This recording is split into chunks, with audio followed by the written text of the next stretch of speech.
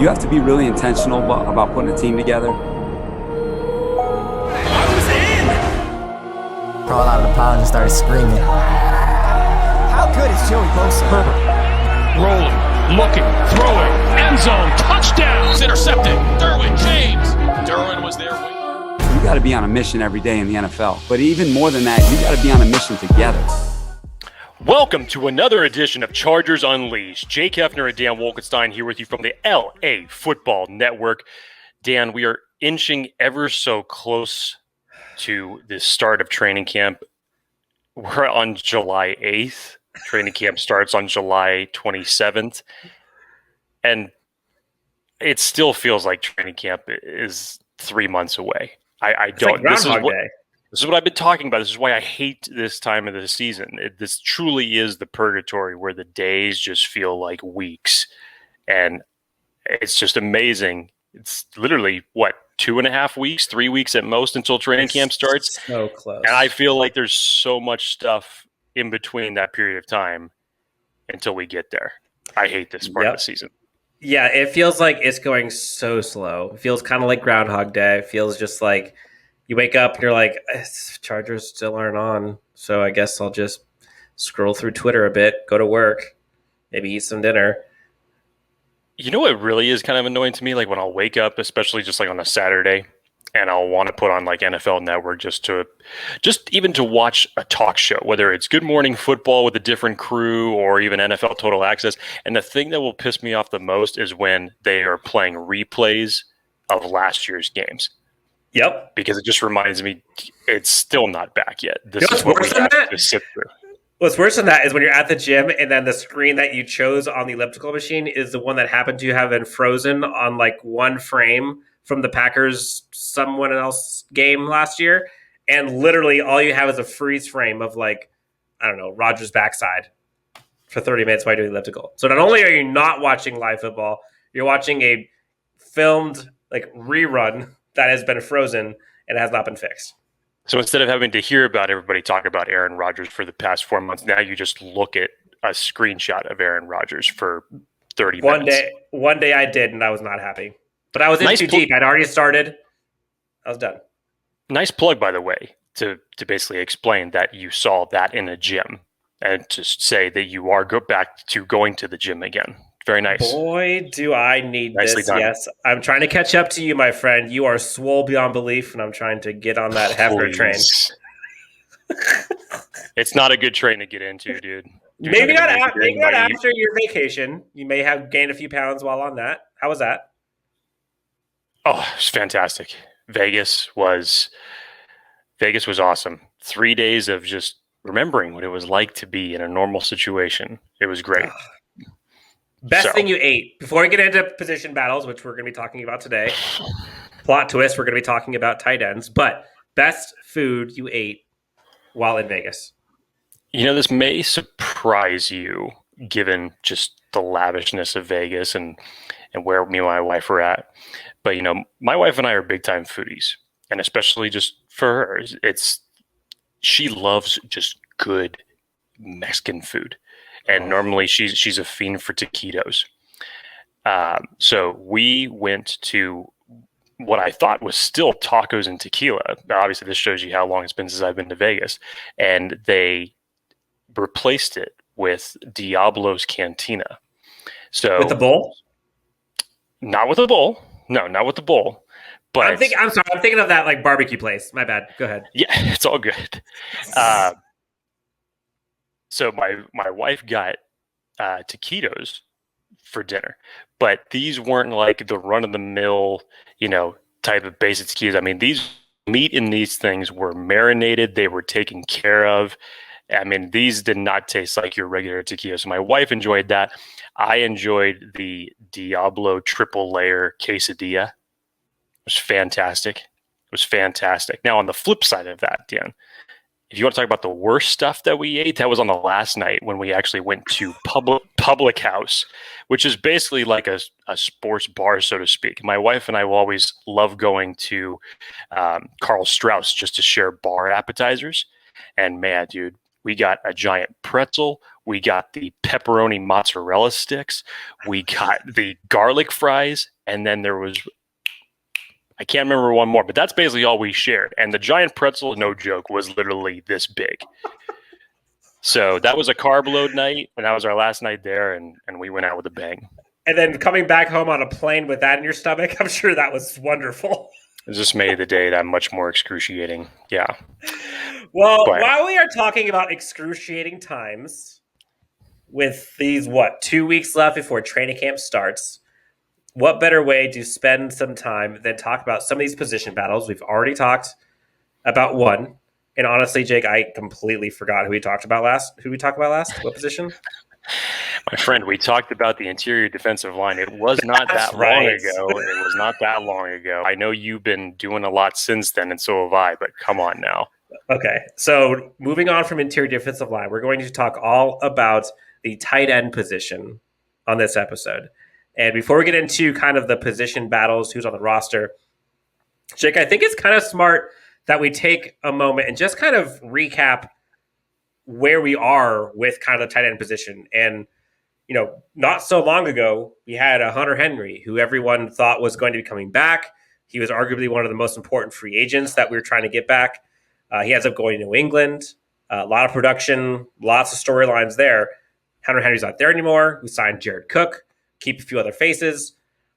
Just on the whole, before we get into like the position battles itself, how are you feeling about the tight end group just this year versus last year going into the season?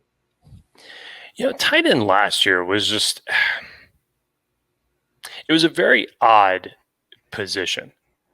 And that's all the way around. It wasn't even isolated with one player. I think that a lot of us felt like there could have been a lot more production out of that position last year, especially with the type of talent that you had on there. I was really thinking that they were going to employ Donald Parham a little bit more. I know we got to see him sparingly, especially toward the end of the season. I really like Steven Anderson for this team. As of right now, I'm really glad that he's still a part of this team.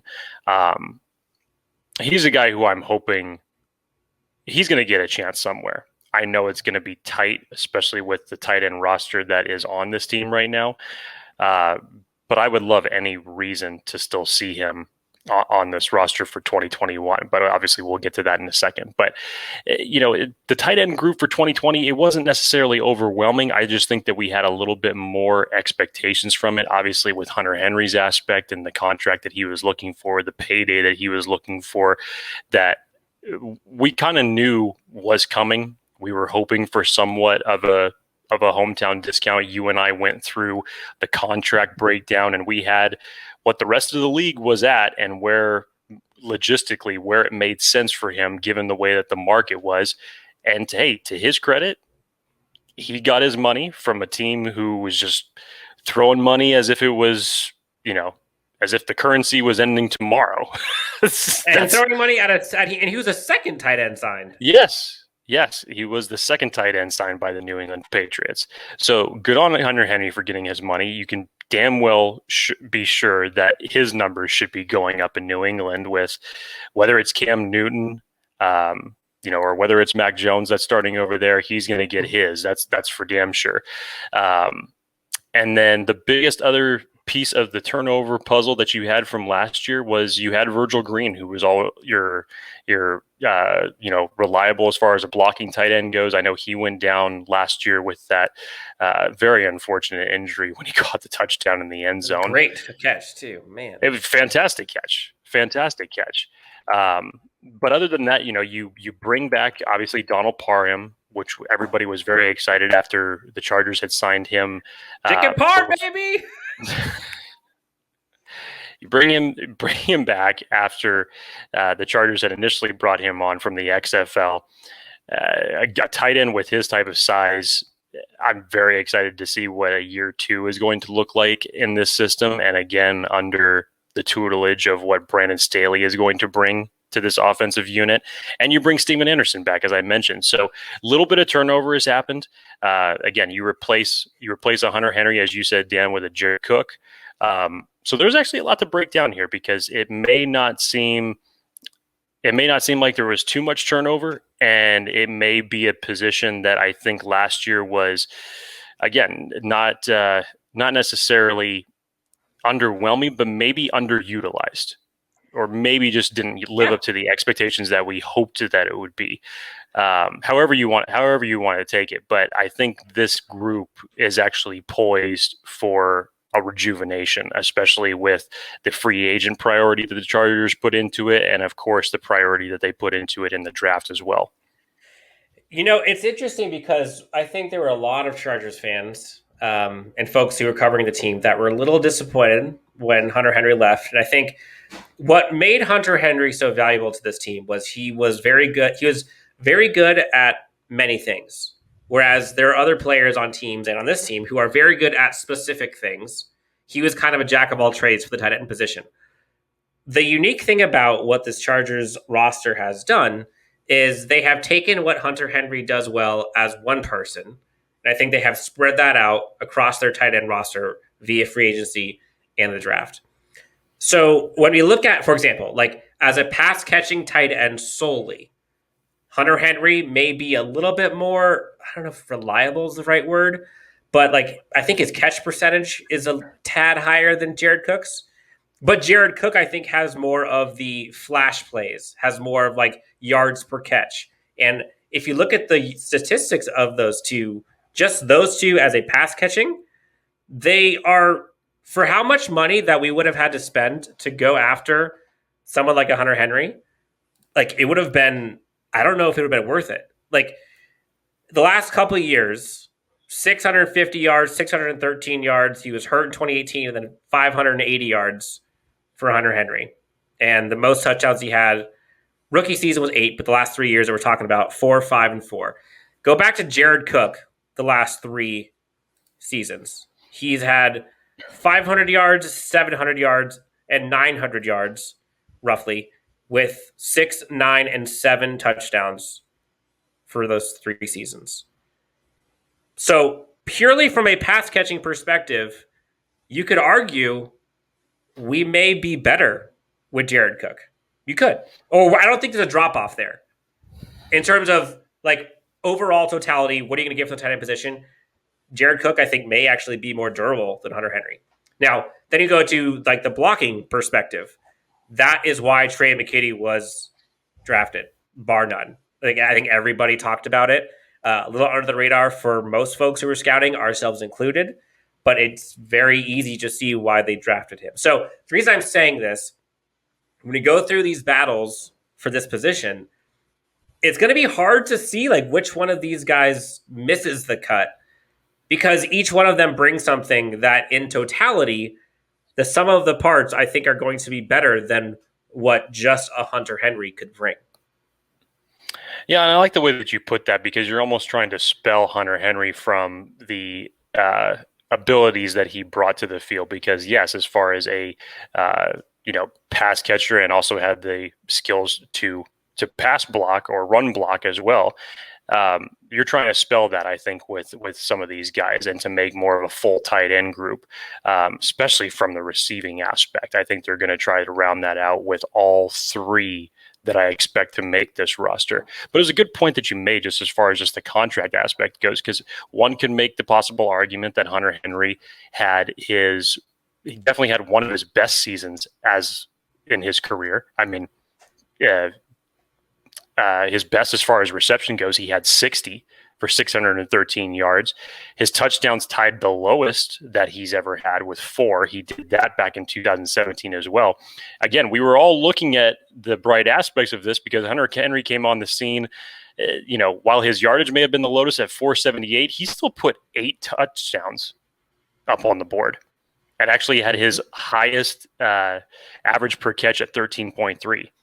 And since then, just gradually, those numbers have started to just go down and go down. 2019 was his best year. This was probably his second best year as far as his stats goes. And for him, he did what he needed to do, and he earned his contract. But then you look at it from Jared Cook's perspective. Like I said, remember that Hunter Henry had 60 catches for 613 yards. Well, Jared Cook had 37 receptions and only was behind Hunter Henry by 109 yards. with almost half the catches. And his yards per catch, I think, is 3 yards more per touch. Almost 4 yards better than Hunter Henry was. And he had 7 touchdowns last year. So, I totally get it. The last 3 seasons, he's put up some pretty good numbers for himself, both when the Raiders were in Oakland and obviously during his time in New Orleans. So, I get it. And it's a 1-year deal for Jared Cook. I think for what Brandon Staley has the plan for him in this offense, I definitely think he's going to be utilized a lot the way that he did in New Orleans. I'm sure Joe Lombardi is in his ear right now talking about how they were utilizing him and how they're going to deploy him in this offense. And Jared Cook, if you want to talk about the one biggest disparity, yeah, it's the age factor. But hell, there were so many weapons on that Saints team last year. And if Michael Thomas hadn't had the up and down rocky season as it was, maybe Jared Cook numbers would have just, who knows what they would have been. You can argue that for sure. Yeah. So I think in lieu of that, the way that the Saints leaned on him, I think you're going to see that definitely in a similar way with the Chargers, especially with, when you look at the weapons that they have right now with Keenan Allen and Mike Williams, obviously projected to start on the outside.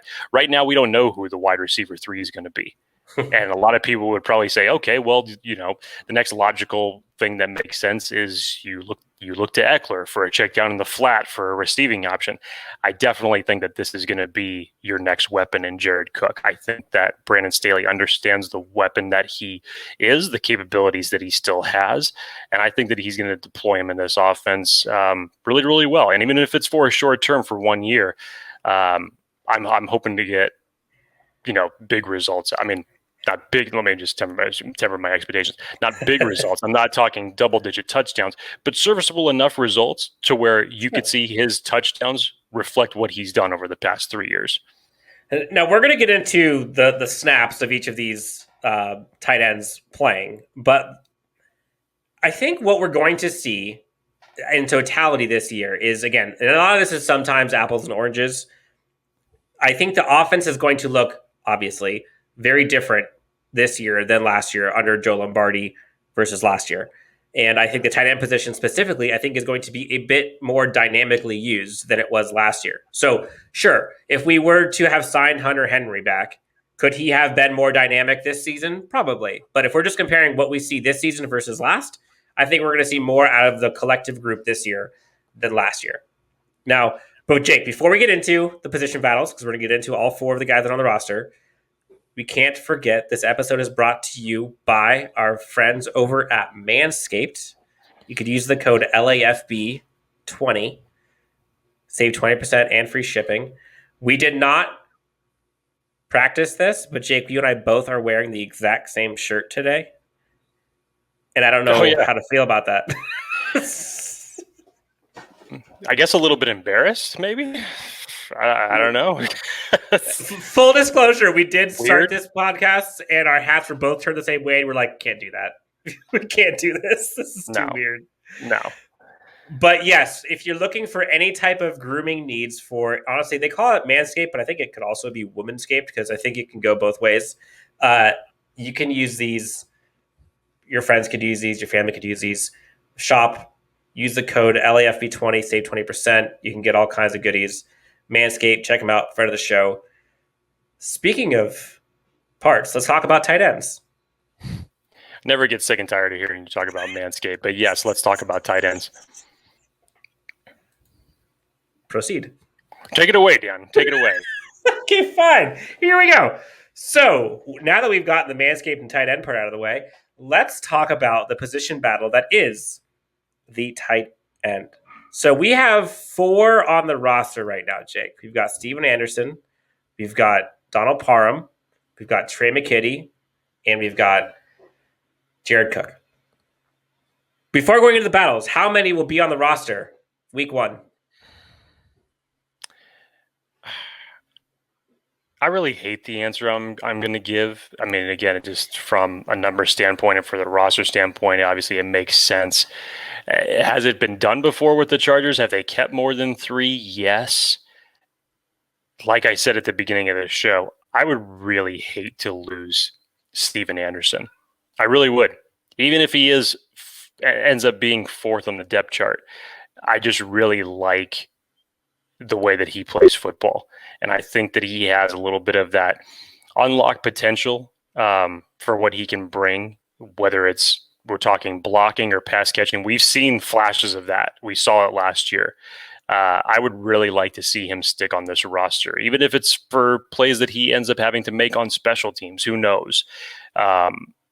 But I think that when it comes down to it and you look at all the roster spots that are probably going to be needed, as the biggest one here, I mean, obviously everything that's going to affect this is going to be how many wide receivers are you going to keep? And there's plenty of competition for who's going to take over the wide receiver 3, 4, and 5 spots. And then how many running backs are you going to keep? That's another position that outside of Austin Eckler, there's going to be a lot of fluctuation there. So both of those roster spot or position groups are going to have a direct impact here. So right now, I'm going to say logistically, it makes sense that there's only going to be 3 that make this roster, and that is Jared Cook, Donald Parham, and Tre McKitty. Now, the one thing I will say, and this is going to be the disclaimer, which I think could kind of change the tide, is I think those 3 positions, running back, tight end, wide receiver, I think who's going to make this team when you get kind of towards the bottom of each of those positions is going to be who can play multiple roles. Like who is going to be that special teams ace? Who is going to be the one that can help on other things than their position? So I think if Steven Anderson is going to make this team, he has to show out on special teams during training camp. I think that's the only ticket in. If he can't do that, I just don't see it. But let's talk about it. So tight end 1, I think both of us agree. Actually, I think we agree. Jared Cook, tight end 1. No, I have an objection. Yes, it's Jared Cook. Yes. Okay. Well, no, because some people are very high on Donald Parham. Like, hey, I think, and so am I. You and I have both been on high on him since when we acquired him last year. But, I think that there is still just a plan that's in place. Again, Jared Cook's only signed to a 1-year deal. Do I think that that's going to keep Donald Parham from progressing and making an impact for this roster? No, I don't. I think that they know what they have with him, and like we've seen thus far from audio clips from Staley and what we've heard from other players just talking about OTAs and practices, he's going to put them in the best position to win. So if that is indeed true and ends up coming to fruition here, which it sounds like it will, then I don't see how you hide a guy that has those type of physical attributes from not being on the field. One of the things that I think is Joe Lombardi, but Brandon Staley said it too. He wants to put playmakers in the position to make plays. One of the things that I think was kind of frustrating, but also kind of obvious, and it was just, I don't know, kind of vanilla. You never really saw Hunter Henry like in a playmaking position. Like, did you see him outside the numbers once? I don't think I ever remember him starting out outside the numbers. Like, I will guarantee you Jared Cook is going to line up outside at some point this season. Donald Parham, I think I can guarantee he's going to line up outside. Put him in goal line, one of them's going to be outside. I think you're going to see a lot more stretch the ball downfield, like seam routes, things like that, in corners, posts, things like that. You didn't get that a lot from the tight end position last year. A lot of that was because they were trying to kind of keep things under control for both kind of the offensive line that wasn't really doing well, kind of help protect, also kind of keep things up front, give some assistance if they needed to kind of roll out. But I think this offense is going to look a little bit more, I don't know, lethal might be the word, where you're not just going to see, you're not going to see I don't think you're going to see as many 5-yard stop routes. Like, you're not going to see a tight end go 3 steps, turn around, and just hope that he catches the ball. Like, I think you're going to see more like effort to get them and their playmakers in positions. And I think the 2 that are going to do that, those playmakers in terms of catching, receiving, Donald Parham, Jared Cook. Who do I want catching more? I think the volume I would like to go to Jared Cook. But if I want one of them, if I want a playmaker outside, 30 yards, whatever, I think I'm going Parham. Yeah, and I understand why. I mean, again, Donald Parham, for as much as we saw about his potential and the clips that we saw from him at the XFL when we signed him and getting excited about it, and rightfully so, honestly, he was very underutilized last year. Very underutilized. And I know you had Hunter Henry there, and he definitely got the bulk of the volume. Conversely, Donald Parham got 10 catches for 159 yards, 3 touchdowns on 20 targets. 20 targets, and that's what he did with 20 targets. Imagine what he could do if you doubled that. Imagine what you could do if you tripled that. It's a nice thought to have. So what he did in a very limited, with limited opportunity, he actually performed very admirably on. And we've already read quotes from, as you had mentioned, Dan, from Joe Lombardi. He likes what he's seen thus far from Donald Parham. And I think he even talked about unlocking the potential that he could possibly have just as a tight end. And again, it's for a guy that's 6'8", that moves like that catches 6'8". like that. Like, give me a break. I mean, you know what it kind of reminded me of? And this is going way back a little bit, and I only compare this just because of similar sizes, only 2 inches shorter. But remember Ladarius Green? Yes. This guy reminds me a lot of Ladarius Green for his physical attributes, how he plays the tight end. He's a very athletic, tall tight end. And again, if he can put it together, if you can truly unlock this kid's potential and just give him, as they say in baseball, just give him more opportunities, give him more at-bats, and he's going to get you X amount of hits. You can double or triple Donald Parham's targets this year based off of what he did last year in a very limited role. You could have something. I agree. Now, I think it's pretty clear if we're looking at the snaps for rushing the football, I think we would both agree that that's where Tre McKitty is going to shine this year. That's probably where you'll see most of his snaps.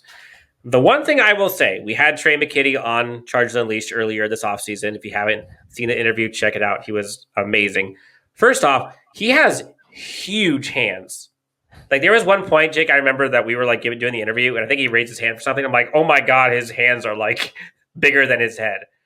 So you look at kind of the athleticism that he brings. Like, if you go back and look at the tapes and go back to listen to what the coaching staff was talking about him during mini camps, I think he's kind of a sneaky pick if there was one tight end who I think has the most upside that can kind of change the narrative a bit for what they're going to go to, I think it's Tre McKitty, because everyone talks about, us included, oh, he's going in there because he's going to be a run blocking tight end. Like, we know that.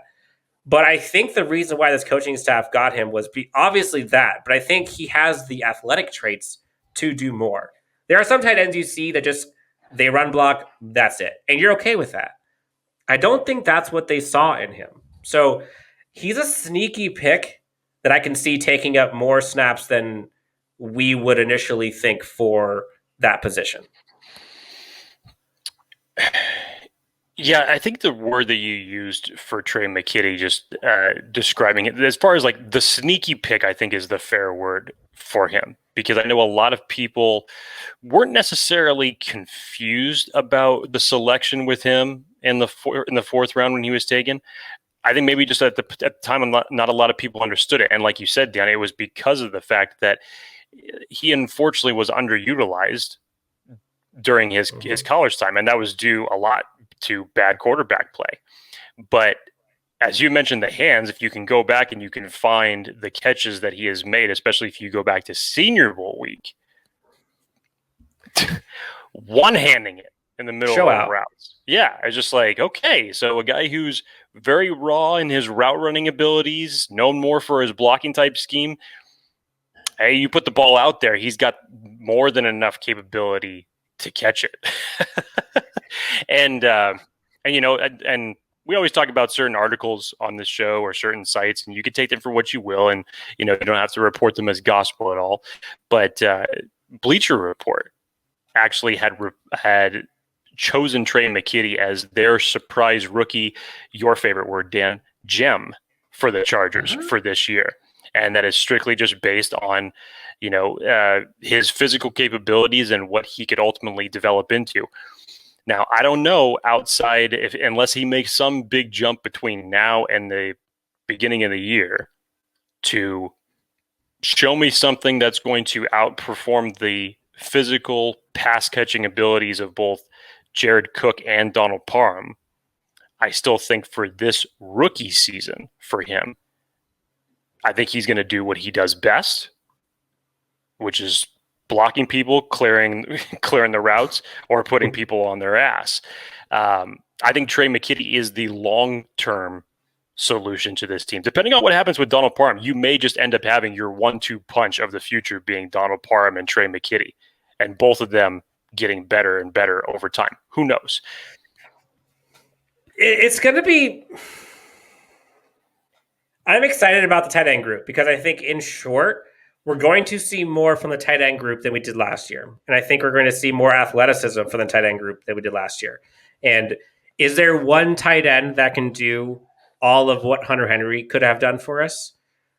I don't know. I don't think so. But I honestly, I truly believe that the ceiling for the tight end group is higher this year than it was if we were to have had Hunter Henry. I think our playmaking ability is higher with the tight end group we have now. Would you agree?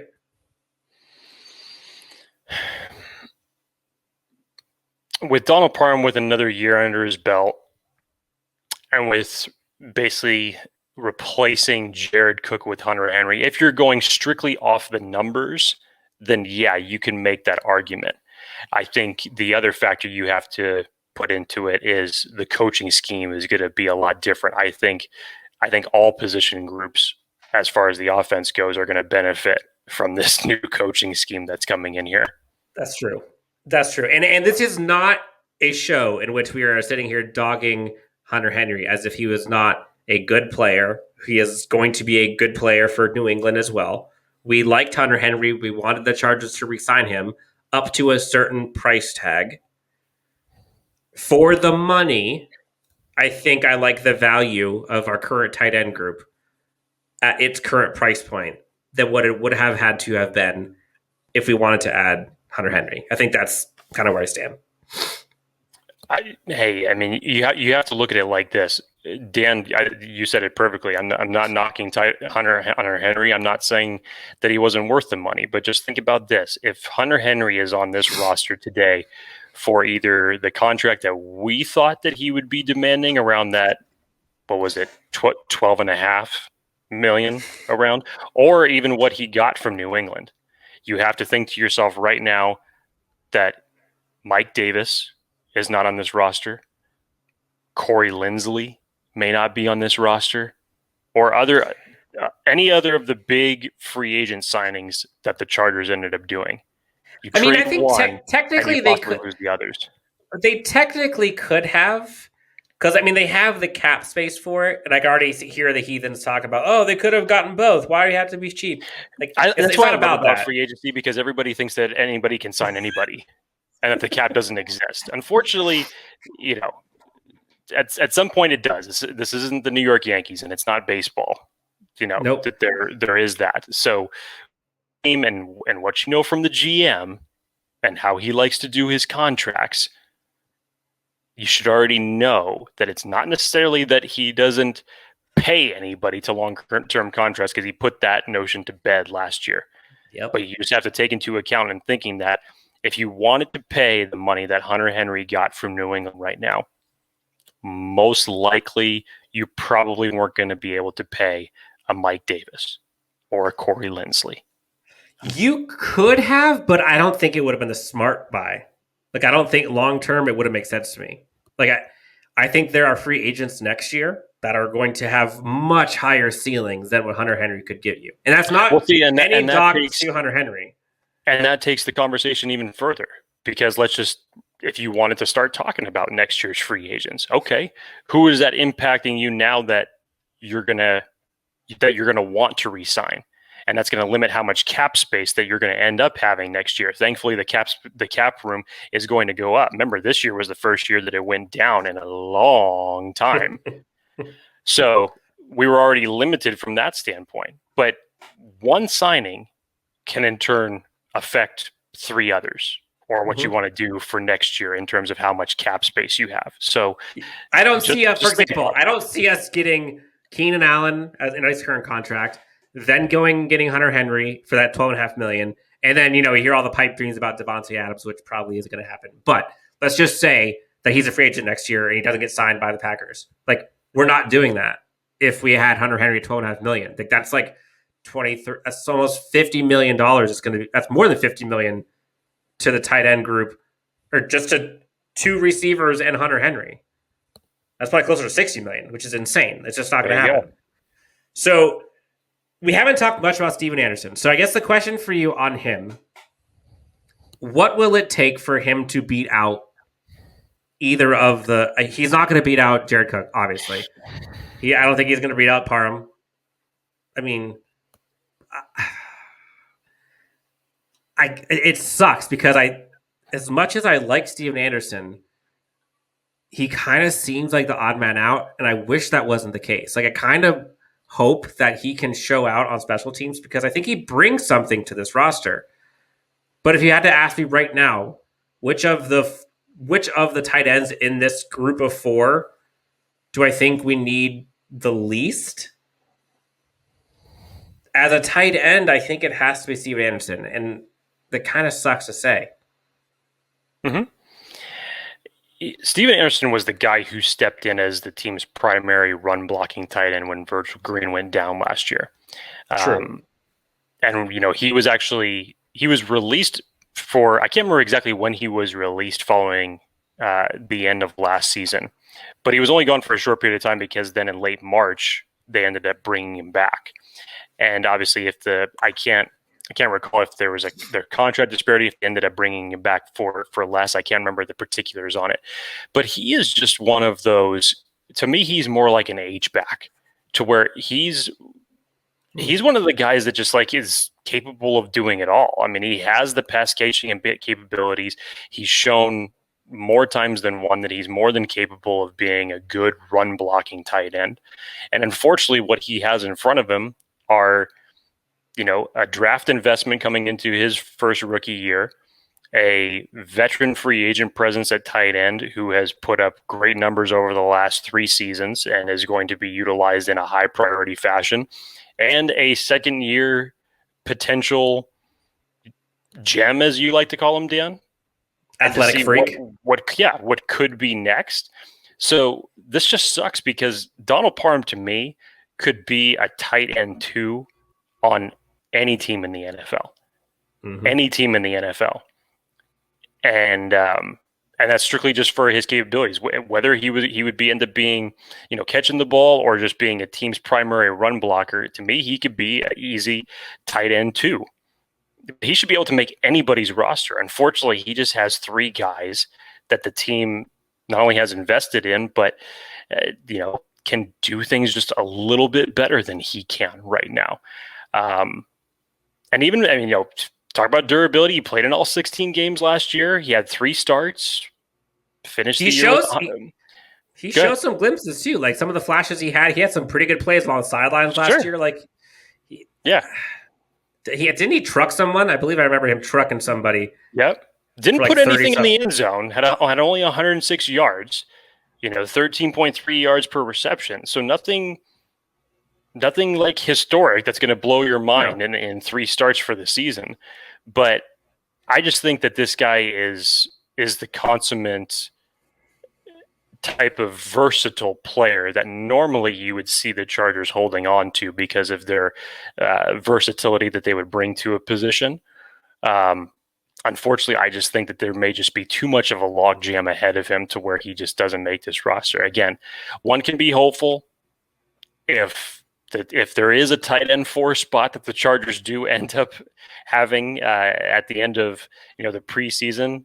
Steven Anderson more than deserves that spot, in my opinion. But you have to measure that now against the rest of the offensive positions, because there's a lot of guys that are gunning for a lot of roster spots, especially on the offensive side of the ball, both at running back and wide receiver. And both of those are going to impact how many tight ends you end up keeping. It's true. It's true. So it's going to be a fun position battle to watch for. And I think the part that's going to make or break it is going to be the impact that it brings to special teams. So look, if you don't see Steven Anderson's name come up during special teams talks, like I don't think that's a good sign for him. So that's the tight end group that we've talked about. We're going to get into some more breakdowns in future episodes. Jake, is there anything you want to talk to the good people of Chargers Unleashed listeners other than thank you for tuning in? If this is your first time, welcome. We hope you enjoyed. Be sure to subscribe on iTunes, podcasts, Spotify, YouTube, Twitter, Facebook, Instagram. I think that's it. Anything else we want to talk about? I was just going to say, other than everything that you just spouted off, which is great, be patient, hang in there. We're all going through this. What is it? What's the word that I would use? I guess football withdrawals is probably the best way to put it right now. 100%. It sucks. It sucks. It really does.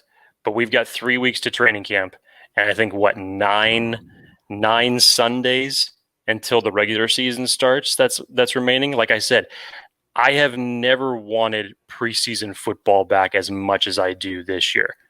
Nobody cared about it last year, even though it was a truncated season due to COVID and the pandemic and the fact that they just weren't going to have that due to the unpredictability. Hey, I get all that, but how much do you want to see it now? I'll see anything. Give me anybody in pads. I'm cool with it. For Jake Hefner, myself, Dan Wolkenstein, you can find us on Twitter at Jake T. Hefner, at Chargers Homer, and of course at LAC_Unleashed. Give us a follow, give us a review, and we will see you next time. Hopefully, I'll be a little bit better shape. Jake will have all the carbs gone from his system. We'll have some Brewery X in our systems, and we'll be feeling much better, won't we? Yeah, one can only hope, but no guarantees. Let's kind of cut down the Taco Bell intake, huh? Yeah, that's a hard ask. That's not going to happen. We both know that. All right, let's wrap it up. For Jake, myself, for LAFB, thank you so much for watching. We will see you next time on Chargers Unleashed. The Los Angeles Chargers select Rashawn Slater, Asante Samuel Jr. Stop! Oh, I'm stopping y'all boys. I can't catch me. Intercepted. Picked off by Michael Davis. Explosiveness from Eckler. There's Murphy. Boy, he blew that up, didn't he? It is picked off. Nasir Adderley. 50-50 ball is 100%. Mike Williams. Ochena Nwosu. And that will end it. Time to bolt up.